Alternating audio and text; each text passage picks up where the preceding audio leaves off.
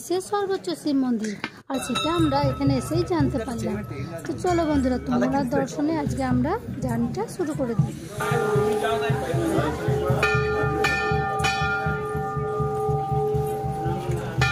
তো বন্ধুরা, আগের দিন আমরা কেদারনাথ দর্শন করে আসি, তারপর দেখো আজকে বেরিয়ে গেছি তুঙ্গনাথের পথে। তো আগের দিন রাত্রে কেদারনাথ থেকে আমাদের ফিরতে প্রায় 10:30 হয়ে যায়। তারপর আমরা এই হোটেলে একটু রেস্ট নিয়ে নিই। তো পরের দিন যেহেতু আমরা গঙ্গোত্রী যমুনোত্রী যাব না, তো সেই জন্য আমাদের ড্রাইভার একটু জোরই করছিল আমাদের তুঙ্গনাথ বাবার দর্শন করার জন্য। যেহেতু আমরা তুঙ্গনাথ বাবার নাম কোনোদিন শুনেইনি, তাই আমরা একটু অবাকই হচ্ছিলাম। তো যাই হোক, ড্রাইভারের কথাতেই কিন্তু আমরা এই ট্রেকিংটা করার ইচ্ছা প্রকাশ করি। সকাল 7টার মধ্যে কিন্তু আমরা 1 কাপ চা আর বিস্কুট খেয়ে বেরিয়ে পড়ি তুঙ্গনাথের উদ্দেশ্যে। আমাদের ড্রাইভারজি তো আমাদের মিনি সুইজারল্যান্ড দেখাবো বলেই গাড়ি স্টার্ট দিল। আর পাহাড় মানে প্রাকৃতিক সৌন্দর্যের ডালি। সত্যি প্রকৃতির এক অপূর্ব সৌন্দর্য আমরা গাড়িতে বসেই কিন্তু উপভোগ করতে লাগলাম। তুঙ্গনাথ মন্দির পৌঁছানোর জন্য আমাদের চোপতা পৌঁছাতে হবে। তো এই চোপতা হচ্ছে ওখানকার মার্কেট। তো এই উখিমঠ থেকে তুঙ্গনাথ চোপতার দূরত্ব হচ্ছে 30 কিলোমিটার।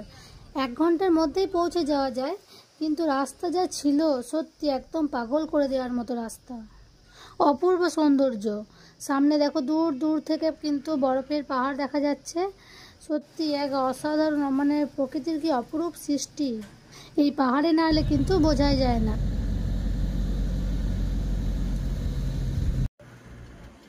সেই জন্যই চোপতাকে মিনি সুইজারল্যান্ড বলা হয়। পাহাড়ের ওয়েদার যখন তখন চেঞ্জ হয়, কিন্তু আমরা খুব ভাগ্য করে যাত্রা শুরু করেছিলাম। এক কথায় বৃষ্টির জন্য কিন্তু আমাদের কোথাও দাঁড়াতে হয়নি। পুরো ঝলমলে আকাশ আর প্রকৃতির অপূর্ব রূপ দেখে মন একদম পরিপূর্ণ হয়ে গেছে। প্রকৃতির অপূর্ব রূপ দেখে আমরা মুগ্ধ হয়ে গেলাম। ড্রাইভার যে বলেছিল মিনি সুইজারল্যান্ড, এক ফোঁটাও কিন্তু মিথ্যা বলেনি। সত্যি মিনি সুইজারল্যান্ডের একদম সেরা জায়গা আমাদের নিয়ে এসেছে। ড্রাইভার যে আমাদের এটাও বলছিল যে ডিসেম্বর জানুয়ারি মাসে এই জায়গায় বরফ পড়ে যায়, রাস্তা পুরো বরফে জমে থাকে। মারাত্মক ব্যাপার, অদ্ভুত ফিলিংস। কোথায় এলাম আমরা, সত্যি অসাধারণ।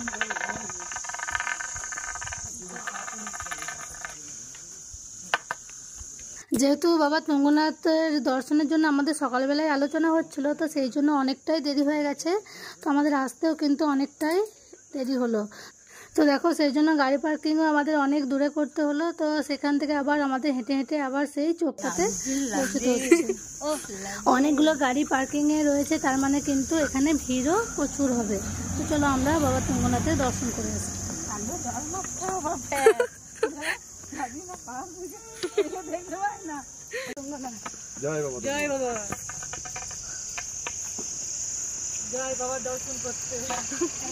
আমরা পৌঁছে গেছি চোপতা তুঙ্গনাথ মার্কেটের এরিয়া।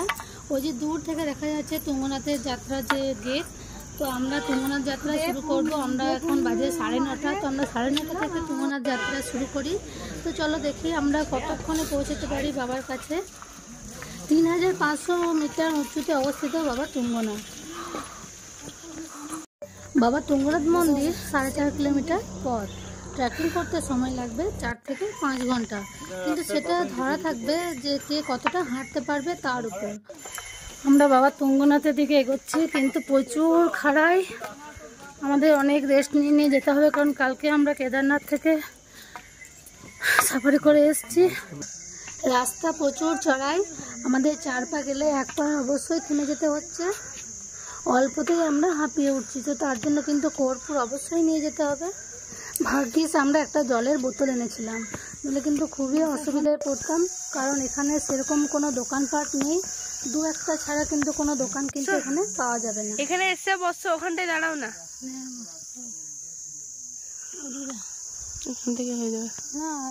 আমরা অনেক রেস্ট নিয়ে কিন্তু আমরা ট্রেকিং করি। আর আমাদের দেখো ওয়েদার এত সুন্দর ছিল, ঝলমলে ওয়েদার। কোনো এক্সট্রা যে রেনকোট নিয়ে যাওয়ার জন্য আমাদের কোনো ভাবতে হয়নি। কেদারনাথ যাত্রাতেও আমাদের কোনো বৃষ্টির হ্যাপা পোয়াতে হয়নি, আর এখানেও মনে হচ্ছে হবে না। তো দেখা যাক, পাহাড়ে অবশ্যই ওয়েদার সবসময় চেঞ্জ হয়, কখন কি হয় বলা যায় না। তো যদিও আমরা কিন্তু রেনকোট আনিনি, এবার সবই বাবা তুঙ্গনাথের ইচ্ছা। যেতে যেতে তো অনেক পাহাড়ি ফুল আমরা দেখতে পাচ্ছি। খুব সুন্দর সুন্দর ফুলগুলো, অপূর্ব সুন্দর। আর পাহাড়ে দেখো কত সিনারি তো রয়েছে, বরফে ঢাকা পাহাড় দূর দূরান্ত থেকে দেখা যাচ্ছে। আর এই জায়গাটা দেখো ঠিক কাশ্মীরের সেই পেহেলগাঁও ওই জায়গাটার মতোই পুরো, খুব সুন্দর জায়গা। এখানে অনেকেই কিন্তু বসে একটু আড্ডা দিচ্ছে, কিন্তু আমরা অতটা সময় আর নষ্ট করতে চাইনি। আমরা মনে হচ্ছে যতক্ষণে পারি বাবার কাছে পৌঁছাই। এত সুন্দর ভিউ, আমরা দাঁড়িয়ে দেখবো না ফটো তুলবো না আমরা হাঁটবো, আমরা ঠিকই করতে পারছিলাম না। তার মাঝে মাঝে কিন্তু একবার করে দাঁড়িয়ে ফটোশ্যুট না করলেও কিন্তু আর পরে যে দেখতে পাবো না। তো যাই হোক, মাঝে মাঝে একবার দাঁড়িয়ে আমরা একটু একটু করে ফটোও কিন্তু তুলে নিচ্ছি।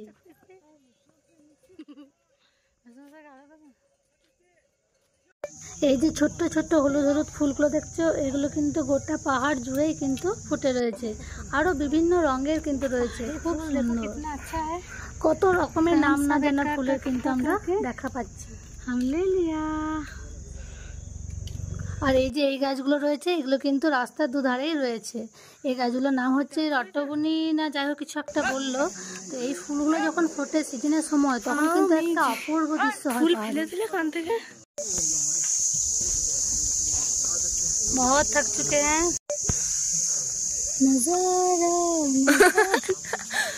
बोले अब तो बुला ले बोले।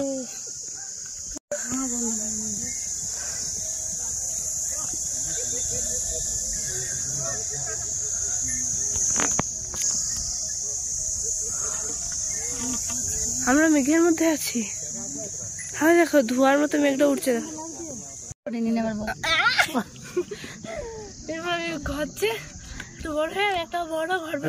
কে কে থাকবে?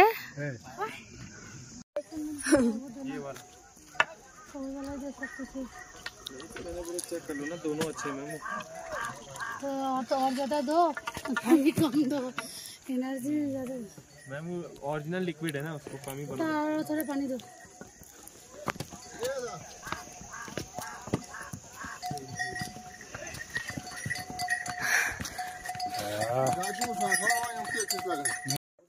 আর পাচ্ছিলাম না, তো দেখো এক গ্লাস করে আমরা জুস খেয়ে নিলাম, কারণ আমাদের এনার্জি খুবই দরকার। আর এত খাড়াই রাস্তা, সত্যি আমরা হাঁপিয়ে উঠছিলাম, প্রচুর শ্বাসকষ্ট হচ্ছিল।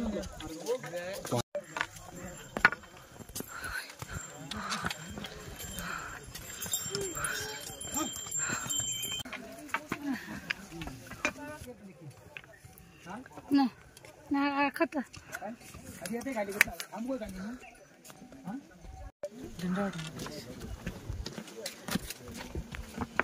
बहुत फास्ट चले थे हम। पहले 12 किलोमीटर ऑलमोस्ट 1.5 घंटे में हम आ गए। हाँ, फिर बाद में जो है ना উত্তরাখণ্ডে এসে যদি আমরা তুঙ্গনাথ ট্রেকিং না করতাম, তাহলে কিন্তু আমরা বিরাট বড় একটা সৌন্দর্যের সম্ভার মিস করতাম।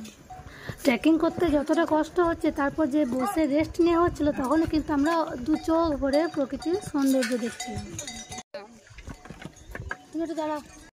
अपने कदमों के जो निशान छोड़ के जा रही है ना, उन पे ध्यान रख। उनमें है ना दुर्घटना घट जाएगी। आ जाओ आ जाओ।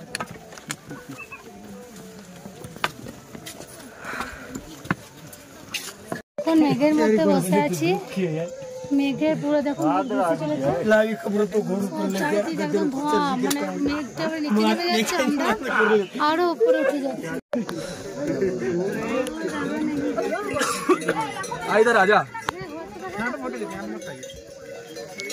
यहाँ से कूदते हैं भाई, 5 मिनट बाद पैर कब तक आ गए अब।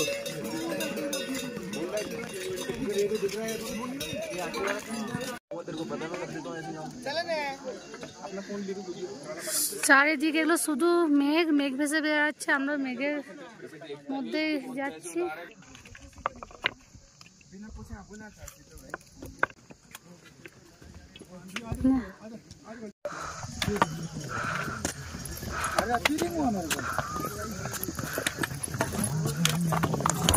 वो देखो मंदिर दिख रहा है।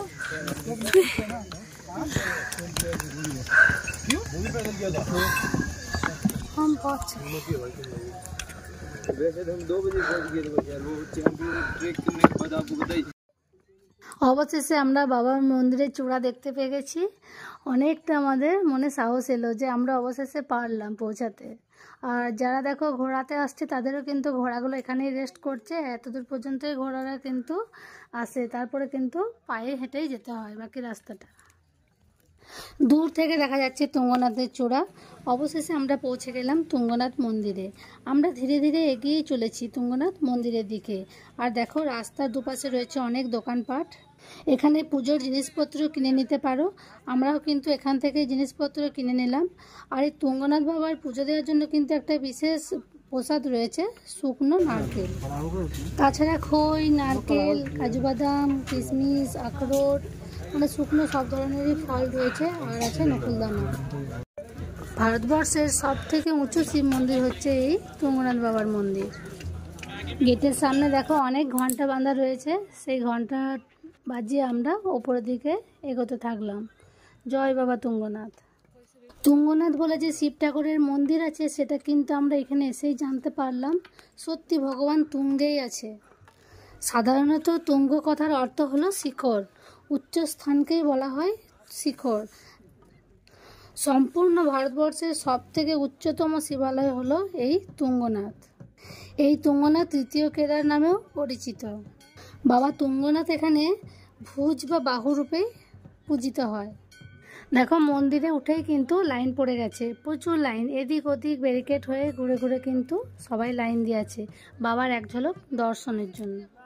নিচে দোকানপাট বসেছে, অত দূর পর্যন্ত কিন্তু লাইন পড়ে যায়। তো আমাদের একটু ভাগ্য ভালোই যে আমরা অতটা লাইন পাইনি, আমরা একদম উপরে মন্দিরে উঠে তারপর কিন্তু লাইন শুরু করি। বাবা তুঙ্গনাথ মন্দিরের ভিতরে কিন্তু বেশিক্ষণ একদম থাকতে দেওয়া হচ্ছে না, খুব তাড়াতাড়ির মধ্যে বাবাকে দর্শন করে আবার বেরিয়ে আসতে হচ্ছে। মন্দিরগুলো দেখতে সত্যিই খুবই সুন্দর। একটা পাথরের উপর আর একটা পাথর দেখো চাপানো আছে। মন্দিরের ভিতরে ফটো তোলার অ্যালাউ নেই, বাইরে সিসি ক্যামেরা লাগানো আছে। যদি কেউ মোবাইল বার করে ফটো তোলার চেষ্টা করছে তার কিন্তু মোবাইল কেড়ে নেওয়া হচ্ছে। তাই ফটো না তুলে বাবাকে ভক্তি ভরে মন ভরে দর্শন করাই মানে শ্রেয়। তো বাবাকে দর্শন করে আসার পর আরও পাশে আরও মন্দির রয়েছে, সেখানেও প্রণাম করে এলাম। তারপর আমরা বেশ খানিকক্ষণ সময় বাবা তুঙ্গনাথের কাছে কাটালাম, বেশ ভালো লাগছিল। ওয়েদারও বেশ খারাপ হয়ে আসছিল, তাই আমরা আর বেশিক্ষণ থাকলাম না, আমাদের আবার এতটা নিচে নেমে আসতে হবে, তাই এবার আমাদের নামার পালা।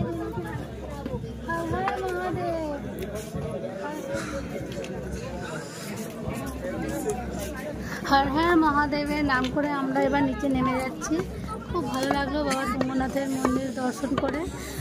তুঙ্গনাথ মন্দির থেকে 1 কিলোমিটার দূরে অবস্থিত চন্দ্রশিলা। ওখানে যেতে হলে কিন্তু আমাদের ভোরবেলায় যেতে হবে, তবে কিন্তু আমরা সূর্য ওঠাটা দেখতে পারবো। আর সূর্য ওঠাটার দৃশ্যটাই হচ্ছে সব থেকে সুন্দর মুহূর্ত। যদিও আমরা সেটা দেখতে পেলাম না, কারণ এখন বাজে 2:30, তো ওখানে পৌঁছতে পৌঁছতেই সন্ধে হয়ে যাবে, তারপরে ওয়েদারও খারাপ হয়ে গেছে, আমরা কিছুই দেখতে পারবো না। আর যদি চন্দ্রশিলা দেখার থাকতো তাহলে কিন্তু আমাদের তুঙ্গনাথের পাশেই 1 রাত থাকতে হতো, তাহলে কিন্তু আমরা খুব ভালোভাবে চন্দ্রশিলা দর্শন করে আসতে পারতাম।